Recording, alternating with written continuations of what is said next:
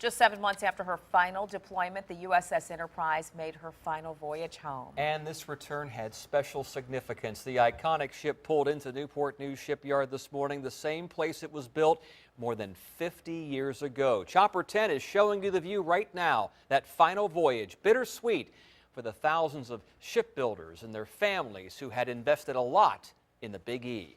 Then on your side, military reporter Art Kohn was there in that crowd at the shipyard. Art?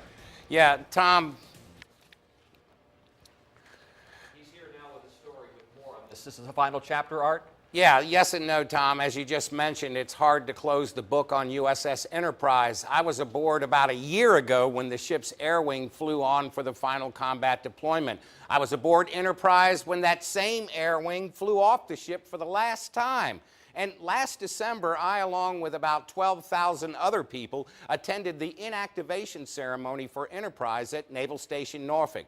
Today, I saw her sailing down the James River back to the place it all began more than half a century ago. Here she comes! Here she comes! With her radar dishes and antennas gone from the island house and her flight deck bare, the USS Enterprise is but a shadow of the great ship she once was. Still, the Big E continues to capture our attention.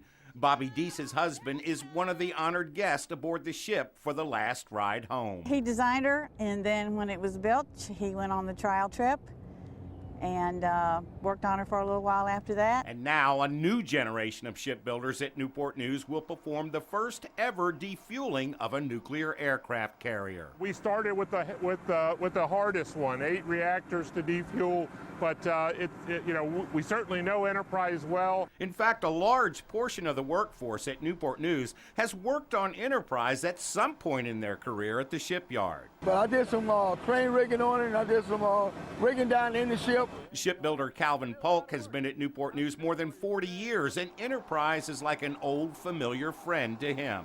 Pretty much sad that the Enterprise had to leave us. But the Enterprise returned home with a parting gift for the company.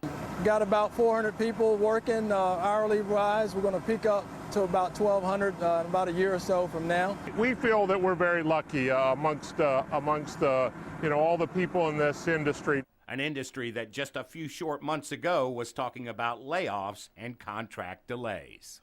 Yeah, quite a turnaround. Now, tonight at 6, I'll have more about the economic impact the Enterprise contract has, not only for Newport News shipbuilding in Hampton Roads, but for the entire country. By the way, Tom and Nicole, when the defueling is complete on the Enterprise, the ship will be towed to Puget Sound Naval Shipyard in Bremerton, Washington to be scrapped. All right, thank you, Art.